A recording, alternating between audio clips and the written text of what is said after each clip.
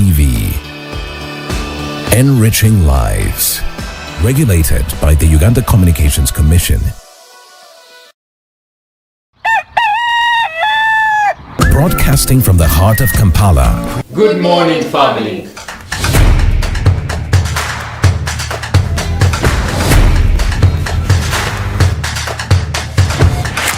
Welcome to Good Morning Family.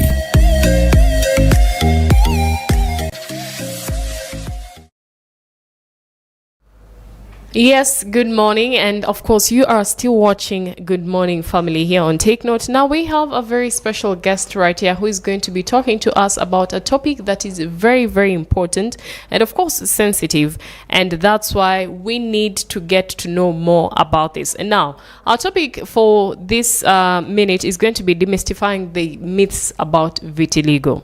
If you do not know about vitiligo, worry not, because we are going to be bringing you more information. And with me is our special guest, Miss Mukatushabira Peninah, yes, the Chief Mobilizer of Vitiligo Association Uganda. You are welcome. Thank you, Hope. How is your morning? It's good. It's really it's good. A cold one. But yes, I'm really impressed to be here. Mm-hmm. Thank you for coming. Welcome. Now, to start off, we have heard a lot about vitiligo. Some people have heard of it, they do not know about it. And of course, I would want you to please give us more information. To start off, what is vitiligo and how does it come about? Thank you, Madam Hope. Mm-hmm. Viewers and listeners, I'm Peninah Mukatushabira from Vitiligo Association of Uganda. Mm-hmm. I work as a Chief Mobilizer and among the founders of the association, and living positively with the condition, you see. So vitiligo, it is a skin condition which develops these white patches. But white patches, it's because of the loss of melanin. So being an immune condition, it is autoimmune condition. So it is attacked the melanocytes that makes the melanin.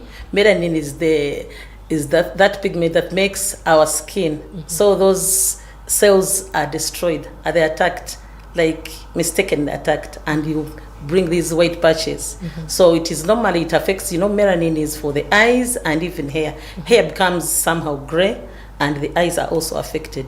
And maybe we can talk of the mucosal areas, like in the nose, there's maybe ears, they are affected and you see those white patches. That's what we can say, it is vitiligo. Okay. Yes. Now, I want us to dive into our topic of the day, and that is demystifying the myths. There are a lot of myths about the condition. Yes, there are a lot of myths in this condition of vitiligo, where others say it is burnt by twins. That's what people normally say.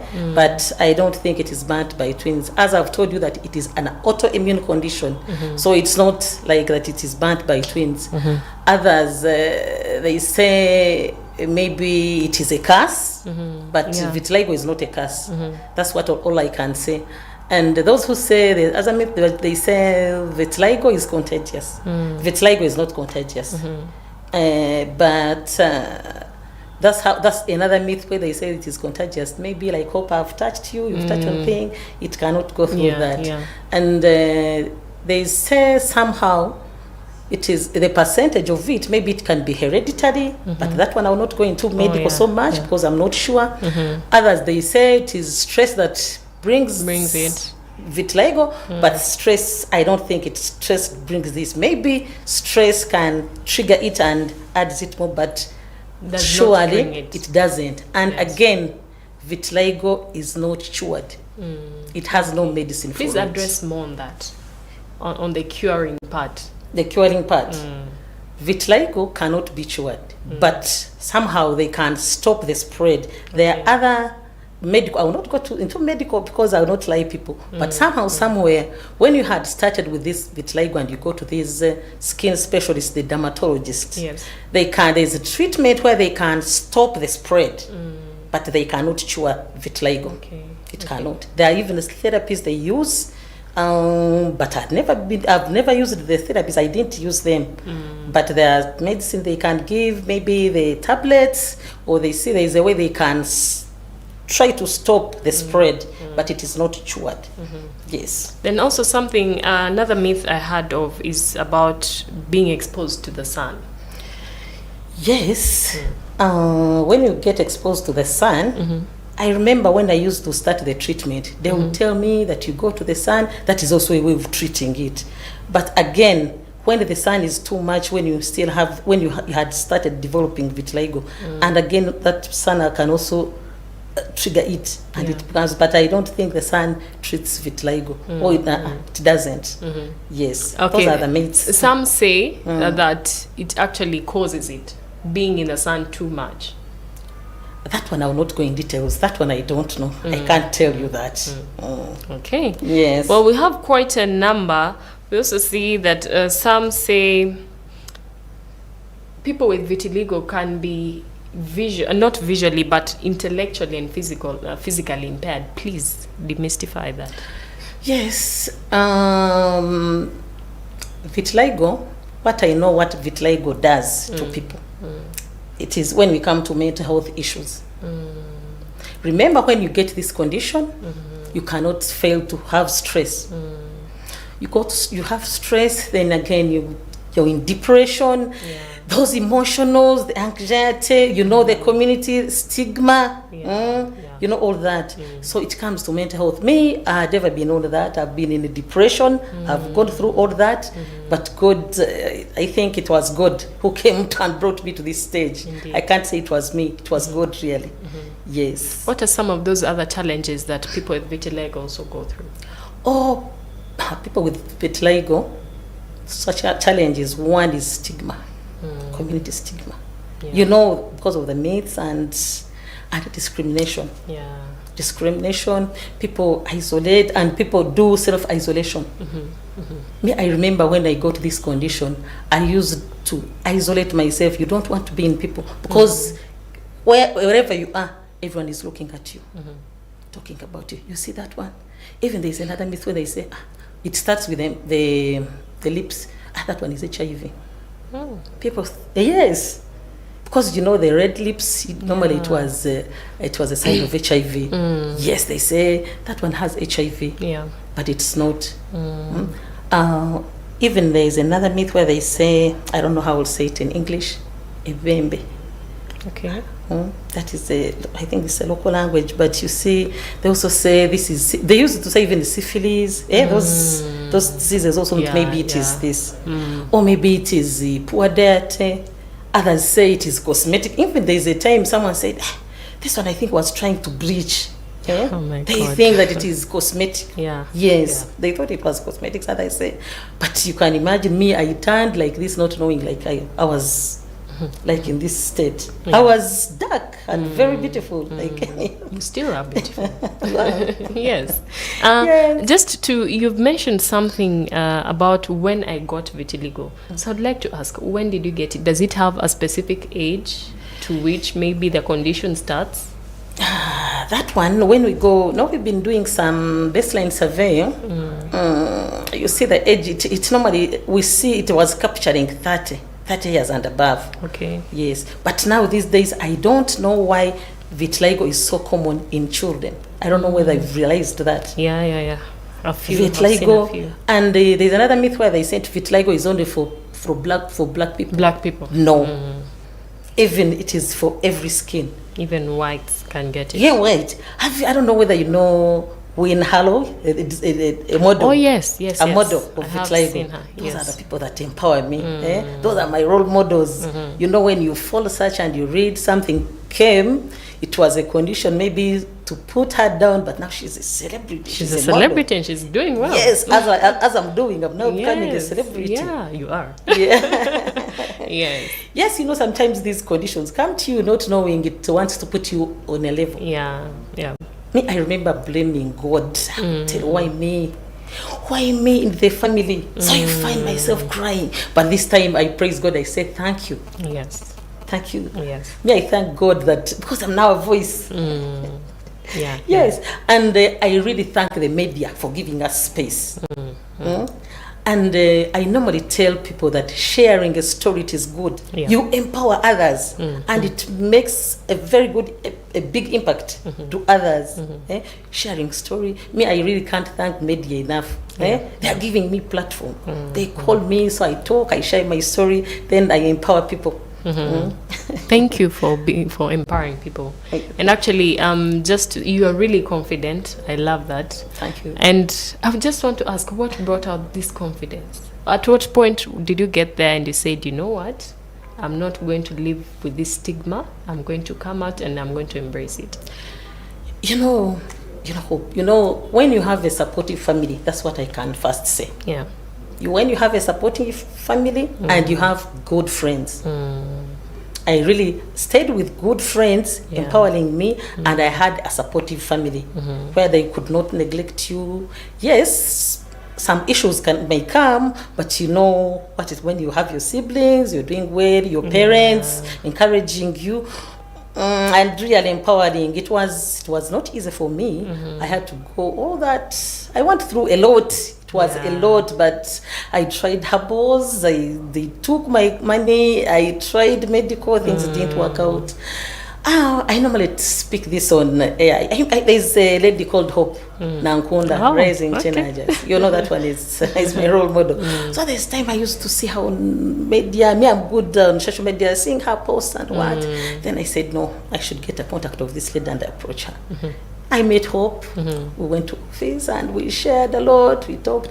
I remember that is the time when I posted my picture on Facebook with showing my spots. Wow. I could, like camouflaging. You find putting on like long a hijab, scarves, But I came. It's not like I come out. I said, hey, let me move on. No, it was slowly coming out. Slowly. Then I came out posting pictures on Facebook. Then people would inbox, what happened, what? Yeah.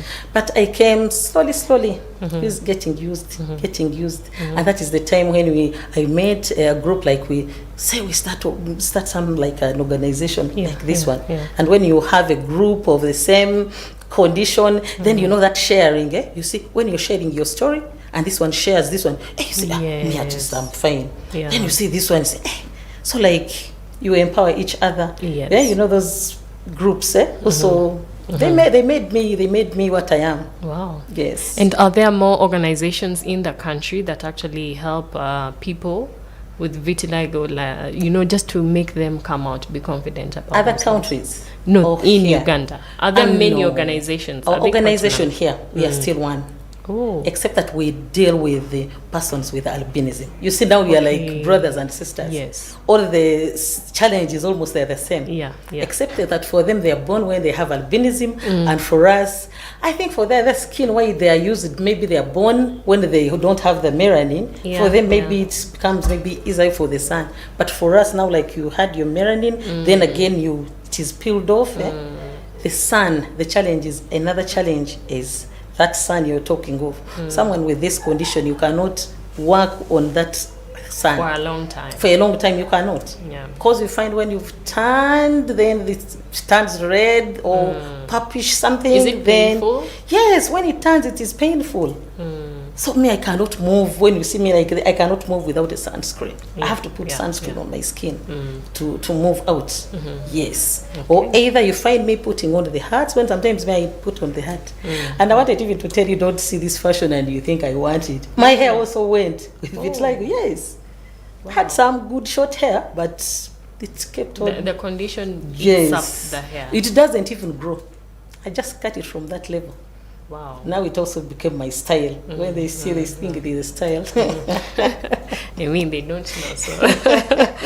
Okay. Yes. And is the government doing anything to see that, people with vitiligo are empowered?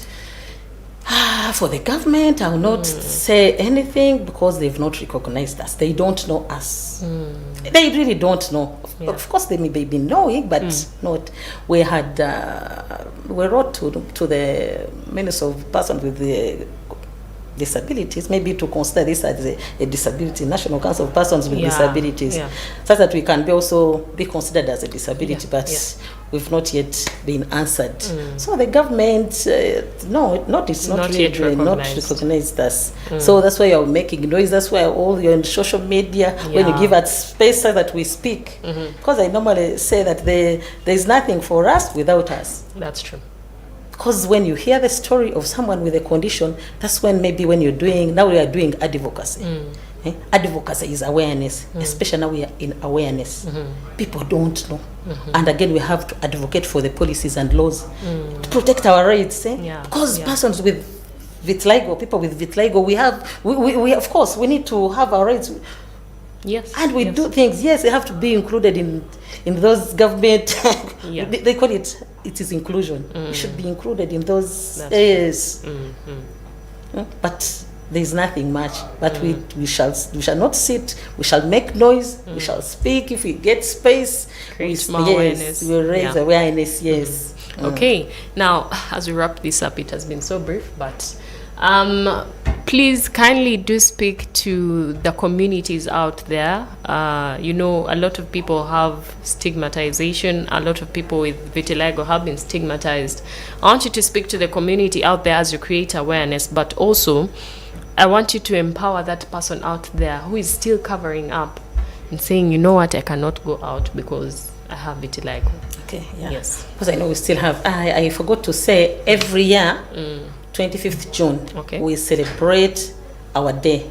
So this year, 25th June, we are taking celebrations in Rukunjiri. We shall be in Rukunjiri Inn, and we hope our chief guest to be the Minister of Security, Jim Mohweze. So to the people with this condition, I empower you. When it comes to ladies, I know it is not easy, but I encourage people with vitiligo always to associate. You know, you can do those support groups. When you feel I know the thing is not easy, those mental, you have those emotions. If you happen to meet those specialists, you get counselors. Now, like you see, when you get a contact like of mine, and we have our offices, we are located in Intinda. That's where we work. Yeah, we are on Kalnabi Road. That's where our offices are. Someone can reach out to us. We do counseling. We do those. We are trying to also to do those social support groups. Yes, because people need counseling. Yes, and those ones with vitiligo also, I encourage you, when someone you have that chance, do exercise. Do, if you happen to get those novels where you can read, normally maybe you have on social media, follow those models, read about their stories, such that you get empowered. Maybe that's what I can say. And again, when you see you have this condition, you cannot manage, you've started, not every patch on you is vitiligo. Normally, I normally talk of the witch doctors, they target us. It is also good to first run to a dermatologist if you have that. But again, the challenge is that people who are in rural areas, they do not know about it. They don't know about it. That's why we are coming out as an organization. We are putting up the IEC materials. We've tried to write the words in vitiligo in the local languages, such that maybe if you cannot read, you can have someone maybe to read for you, and you get the information maybe. Yes, that's what we are doing. Okay. Yes. Thank you, Miss Peninah.